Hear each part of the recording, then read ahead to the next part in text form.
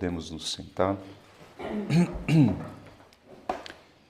Fides omnium Christianorum in Trinitate consiste.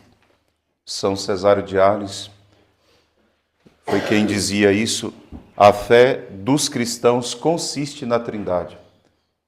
Então, a primeira coisa que nós precisamos fazer na solenidade de hoje é um exame de consciência do nosso coração quanto ao relativismo da fé católica diante das outras religiões. Nós temos, talvez, a religião mais tolerante de todo o universo. Os cristãos sempre toleraram a religião de todas as pessoas nesse mundo, porque Deus deu liberdade a cada um. Mas a fé católica nunca se misturou com outras religiões, porque ela crê na Trindade. E não existe nenhuma religião que crê na Trindade como crê a fé católica. Mesmo os ortodoxos, que são os mais próximos a nós e são católicos, mas não estão unidos a nós porque perderam a sua ortodoxia, eles não creem na Trindade como nós cremos. Portanto, um exame de consciência importa, porque nós temos percebido um relativismo muito grande da fé católica em nome da comunhão com outras religiões. E isso é uma blasfêmia e é um pecado grave contra o nosso Deus. E o nosso Deus é a Santíssima Trindade. Por isso, primeira coisa, porque esse é o dogma principal da fé católica. É como o ventre materno da igreja que gera para a vida da graça, e não tem como uma pessoa conhecer, ter acesso a Deus se não for por esta graça. E as pessoas estão cada vez mais distantes desta verdade. Então, para nós católicos, a Santíssima Trindade é o mistério da nossa fé. Isso está no Danzig. Um dos mistérios escondidos em Deus e não pode ser conhecido se não for revelado. E para nós foi revelado em Cristo. Então não existe uma religião verdadeiramente plena que não tenha Cristo como aquele que revelou o mistério escondido em Deus. Por isso, esse relativismo que está cada vez mais tomando o mundo, ele vai levar as pessoas a perderem a sua fé em Deus. Santo Agostinho dizia, se você viu o amor, você viu a Trindade. As pessoas conseguem ver o amor e não veem mais Deus. E esse amor não é a verdade. Por isso as pessoas estão se enganando dia após dia, como se fosse possível conhecer e amar sem que isso fosse dado, manifestado por Deus nosso Senhor. Portanto, é o primeiro dogma da nossa fé. Se nós não cremos na Trindade, não cremos em nada que a igreja crê. Não adianta estudar ou rezar ou meditar outra coisa sem antes ter rezado e meditado sobre esse mistério, que para nós é desconhecido, foi revelado. Então, a substância desse mistério nós conhecemos, a profundidade não. A profundidade nós só conheceremos na medida em que nos aproximarmos de Deus ou reconhecermos que Deus já habita no nosso coração. Para nós, o que fica muito claro e muito evidente, e é motivo da nossa esperança, é a promessa de nosso Senhor, que esta Trindade, que é um mistério escondido, ela habitaria dentro de nós. Quando nosso Senhor diz, aquele que me ama, meu Pai o amará, e nós viremos a ele e faremos nele a nossa morada. Está no Evangelho de São João, capítulo 14, versículo 23. Aquele que ama a Cristo, o Pai o amará, e os dois virão e habitarão em nós. Portanto, a Trindade habita dentro de nós. E tudo aquilo que nós conhecemos e amamos, só conhecemos e amamos por causa dessa habitação. E o orgulho moderno faz a gente pensar que aquilo que a gente conhece é fruto da nossa inteligência, da capacidade de juntar A com B, somar 1 mais 1, e a gente acha mesmo com grande orgulho que o amor que a gente conhece, que a verdade que a gente conhece é fruto da inteligência do homem. Na verdade, nós somos animais muito ignorantes, que sem Deus somos bestas, mas com Deus podemos ser como anjos. E isso tudo é fruto da graça dessa habitação de Deus dentro de nós. O Papa João Paulo II escreveu aquela encíclica Redentor do Homem, onde ele diz que o homem não pode viver sem o amor. O homem não pode se compreender sem ele, e sua vida perderia todo o sentido. O único e verdadeiro conhecimento que o homem poderia chegar e seria capaz de redimi-lo é o amor, mas não o seu amor, o de Deus. Como dizia o Papa Bento na carta dele, Deus Caritas Est. O amor que salva é o de Deus. Extrair de nós um amor que não vem de Deus é uma idolatria. E é isso que o mundo tem chegado a ser, idólatra. As pessoas matam em nome disso, creem que possuem isso e, na verdade, não possuem mais do que uma idolatria. O homem não conseguiria viver sem esse amor da Trindade que habita no seu coração. E esta graça poderia ter ficado escondida, mas como nós vimos no nosso retiro, Deus, Ele criou para isso. E Ele procurou isso, Ele quis revelar isso. E Ele fez. Ele fez através de nosso Senhor.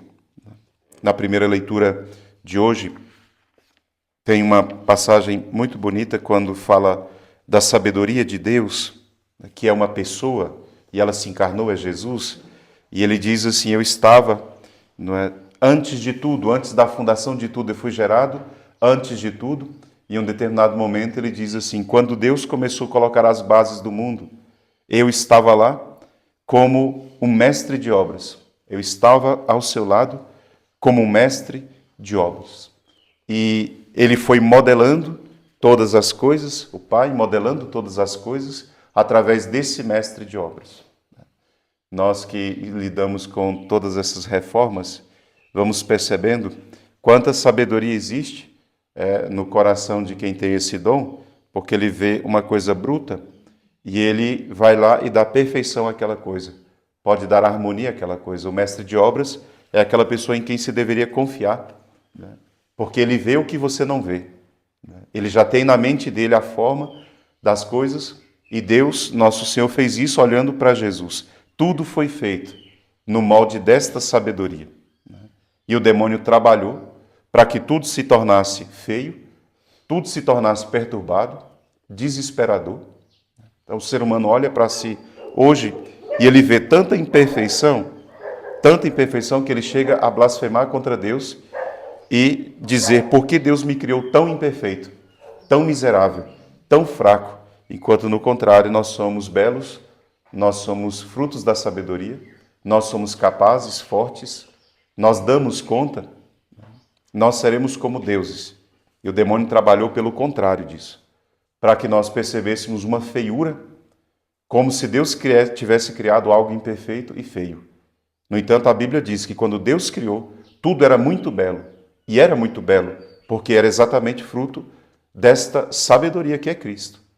Então, em nós existe uma beleza, uma profundidade. Em nós existe algo tão atraente que faz com que Deus olhe para nós e nós mesmos não conseguimos ver. Nós só temos visto em nós as feiuras.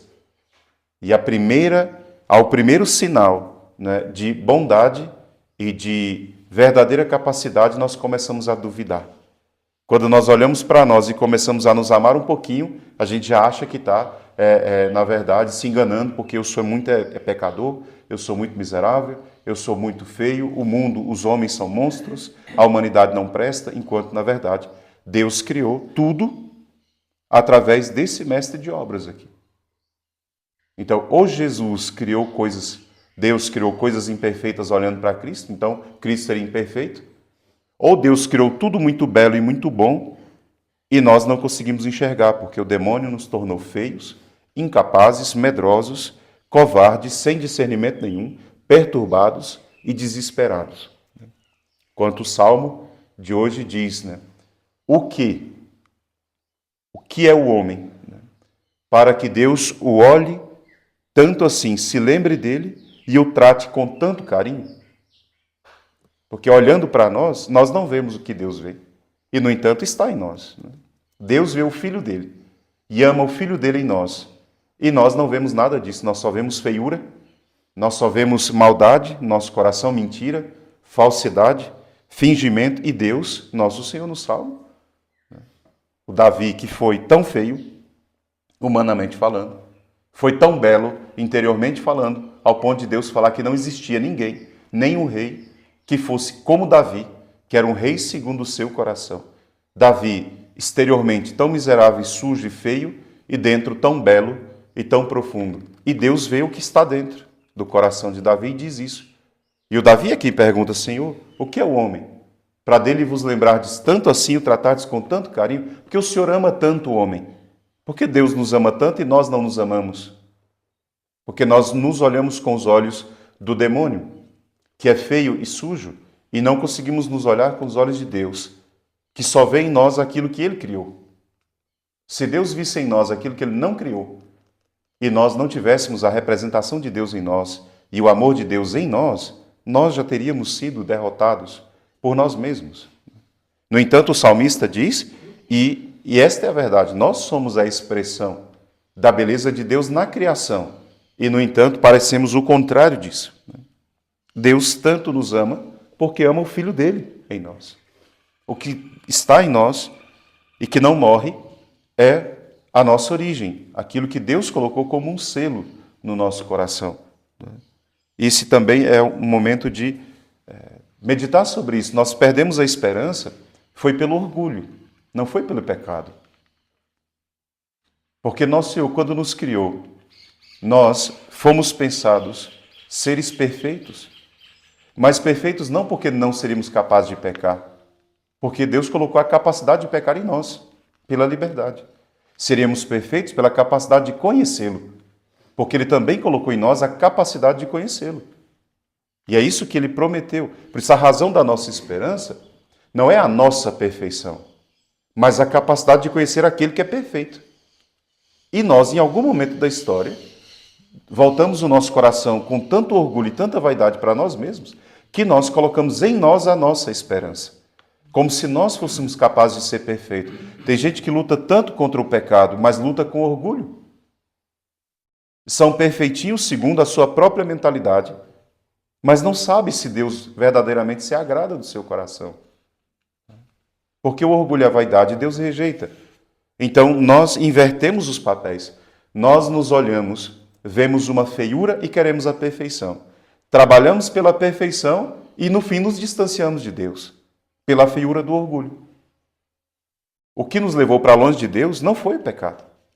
Nosso Senhor voltou até nós e nos conquistou de novo para Ele. Nos deu o Espírito Santo, que é o único que pode não permitir que nos afastemos mais de Deus.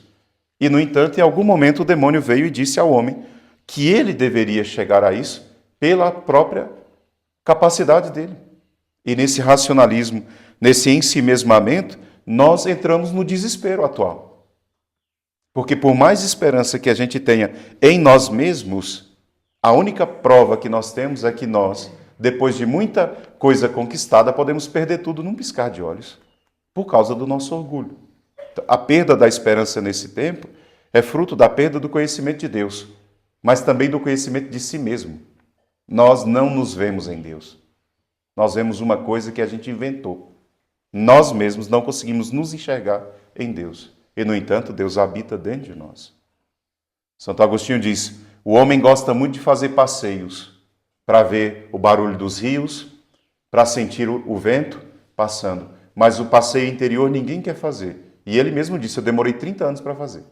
Porque alguma coisa me segurava longe de Deus. Até que Deus gritou, clamou, chamou, e com um grito ele diz, o Senhor rompeu a minha surdez, e então eu vi. E depois que ele viu tudo. Depois que ele ouviu tudo que ele precisava. Então nossa esperança é fruto da justificação pela fé. É uma graça, como disse a segunda leitura, que nós recebemos a esperança da glória de Deus. Não é por nossa própria inteligência e vontade que nós chegaremos a Deus. É por uma graça de Deus que nos atrai para Ele. E essa esperança, como disse a segunda leitura, não decepciona. Mesmo que eu estivesse no meio de muitos pecados, como disse Santo Agostinho também. Ele me procurava e eu não o procurava. Mas alguma coisa me movia, alguma coisa me atraía. Por que alguma coisa o atraía? Porque tem um selo de Deus na criação dele. Então, por mais que o mundo pudesse nos levar para longe de Deus, essa esperança do amor de Deus, que diz São Paulo na segunda leitura, que já foi derramado nos nossos corações, ela não decepciona. Se nós olhássemos então para o amor de Deus e não para a nossa capacidade, nós não nos decepcionaríamos tanto conosco e nem com o próximo. Por que a caridade está diminuindo no mundo? Exatamente por isso. Porque a verdade sobre o amor que habita em nós não é acessada. A gente fica buscando um tipo de amor que nasce do homem pelo próprio homem. E ele dura muito pouco. Então as pessoas têm se decepcionado, têm traído, as pessoas têm abandonado. E isso é muito feio, porque os pais têm abandonado seus filhos. Os pais têm matado os seus filhos. Então o amor não pode ser, de fato, uma coisa boa. Como uma pessoa me disse. Eu decidi que o amor não era verdade. Porque ele não é uma coisa boa, só traz sofrimento. Porque foi ferida por todos os homens. Mas o que ela buscava nos homens? A culpa foi dela de não ver que ela não podia buscar nos homens aquilo que neles não existe. Só existe no homem o amor se esse homem conheceu a Deus. Se ele não conheceu a Deus, ele, ainda que tivesse esta capacidade de amar, ele ainda ama só a si mesmo. Nós também. E principalmente vocês mais jovens. Vocês que têm se degladiado dentro do próprio coração para tomar as decisões da vida. A maior parte das dúvidas que vocês têm é fruto desse orgulho e dessa vaidade moderna. E desse desconhecimento que vocês têm de si mesmos. Porque querer se ver sem olhar no espelho que é Deus seria uma ilusão enorme. E a gente tem feito isso. A gente tem tentado se enxergar olhando no espelho que não é Deus. E de verdade, não é num outro ser humano que eu vou encontrar a beleza máxima de Deus se esse ser humano não ama a Deus. Então nós estamos olhando para os males do mundo, para as pessoas do mundo, para as dificuldades do mundo e nós nos desesperamos. Nos angustiamos, porque em nós só existe imperfeição e nas pessoas também. Mas dentro delas há a perfeição. Deus. E esta verdade ela está se revelando e pode se revelar a nós. Então, essa esperança que nós celebramos no ano jubilar, ela só poderia ser verdadeira se fosse fundada nesta verdade aqui. No amor de Deus que foi derramado nos nossos corações depois. Nós precisamos acessar esse conhecimento. E nosso Senhor disse que só seria possível no Evangelho por causa do Espírito Santo, que nos daria a conhecer a verdade plena. Porque nosso Senhor diz, tem muitas coisas que eu poderia revelar, mas vocês não são capazes de entender. Mas o Espírito Santo, que é autor da verdade, ele nos conduziria à plena verdade. Eu digo não verdade das coisas, mas a verdade de nós mesmos. Por isso, quem não se vê em Deus não se enxerga de verdade. Nós não conseguimos ver a beleza que tem em nós e maldizemos a nossa vida, blasfemando contra Deus. Nós não conseguimos ver a inteligência que existe em nós e blasfemamos contra Deus. Nós não conseguimos ver o amor que existe em nós e fazemos o mal e blasfemamos e pecamos contra Deus. Nós trocamos o amor de Deus pelo de uma criatura, estamos idolatrando, isso é um pecado contra Deus. Então, continuamente nós estamos ofendendo a Deus, buscando a mesma coisa que seria para nós o alimento, que é o amor e o conhecimento. Nós buscamos isso fora de nós, enquanto na verdade está dentro de nós. Quando Santo Agostinho foi fazer o passeio interior, ele viu. Ele disse, o Senhor estava dentro já. E eu estava fora de mim. O Senhor estava dentro de mim e eu fora de mim. Como é que é possível isso? É possível. É possível viver fora de nós, quando nós olhamos para tudo e não enxergamos Deus, enquanto Deus já está habitando. O amor tem diminuído, eu disse, nos corações, e a verdade precisa ser revelada. Ela está velada para nós. Ela precisa ser revelada. Ou seja, nós não conseguimos ver Deus se Deus não revelar que a presença dele habita em nós. Tantas vezes nós nos enganamos quanto a nós mesmos. No Evangelho o Senhor disse das coisas que nós não podemos compreender e nós devemos ter esta convicção. Nós ainda podemos conhecer de nós coisas tão profundas, belezas tão profundas, capazes de nos salvar, e ainda não podemos ver.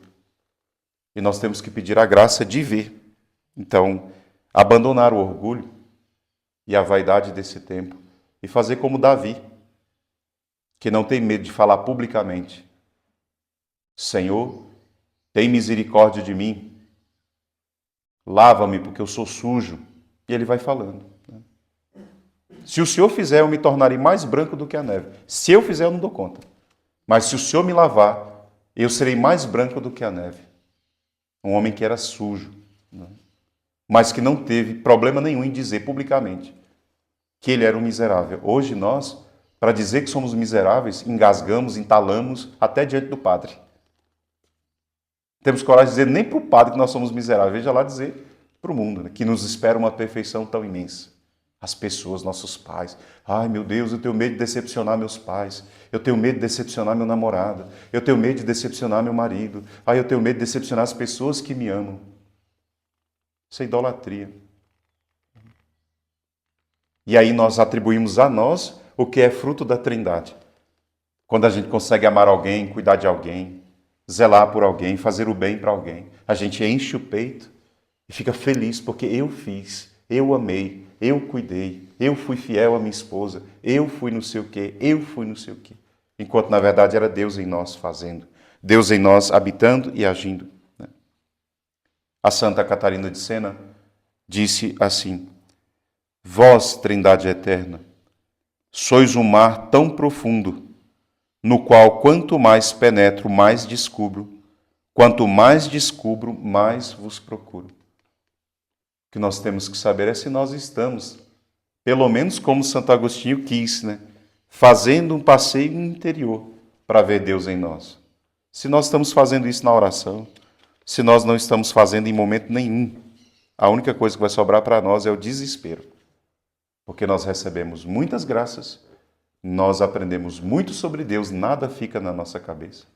E quando alguém diz assim, fale sobre Deus para nós, você se desespera e diz, não sei nada. Como não sabe nada? O Espírito já está, Deus já habita, então você não consegue ver nem o que está dentro de você para falar. Pelo menos que dissesse, eu sei só de uma coisa, Deus me ama. E se isso fosse tão verdade para você, isso seria suficiente para converter todos os corações que estão diante de você. E aí a gente procura palavras em livros, procura coisas fora, procura alguma coisa que alguém diz para poder falar de Deus para os outros. E Deus, na verdade, está habitando em você. E você não consegue extrair nem essa sabedoria do amor dele que habita dentro do seu coração. Nós estamos nesse ponto. Nós ouvimos sobre Deus, estudamos sobre Deus, lemos livros que santos nunca tiveram a oportunidade de ler. Nós temos muitas coisas, representações, imagens, coisas. Mas, na verdade, parece que isso não conecta com o que já está dentro. Isso é fruto desse século. Não era assim no passado. Deus era pensado, Deus era visto nas coisas, Deus era visto no mundo, Deus era percebido, as pessoas falavam sobre Deus, Deus estava presente até na mente dos maus. E hoje parece que é possível viver toda uma vida sem sequer pensar na existência dele. Isso é o orgulho do orgulho, o extremo do extremo da vaidade humana e do orgulho. Então, pedir na festa de hoje, na solenidade de hoje, uma graça, que é a graça de nos ver em Deus. O mestre de obras fez esta obra perfeita. Nós somos perfeitos. Nós somos belos, capazes, fortes e não precisamos da psicologia moderna e não precisamos de coach espiritual, não precisamos de nada disso para fortalecer essa verdade dentro de nós. Ninguém precisa dizer isso para nós e ficar nos animando com música, ficar nos animando com jargões, com PNL, com nada disso. Não precisamos de coaches, não precisamos de nada disso. Ainda que sejam bons, nós não precisamos de nada disso. Nós precisamos da fé, que faz com que nós olhemos para nós e enxerguemos tudo isso. Beleza, bondade, verdade. Nós temos todas essas capacidades e a Trindade já habita em nós. Mas se nós não cremos, como Ele vai atuar? Se nós não enxergamos, se somos cegos de orgulho, como Deus vai agir longe da humildade? Então pedimos na solenidade de hoje a graça de uma simplicidade imensa, quando olharmos para nós, não enxergarmos as representações do demônio, mas enxergarmos de verdade a habitação de Deus em nós. Seja louvado nosso Senhor Jesus Cristo. Para sempre seja louvado. E a sua mãe, Maria Santíssima. Ave Maria, cheia de graça. O Senhor é convosco. Bendita sois vós entre as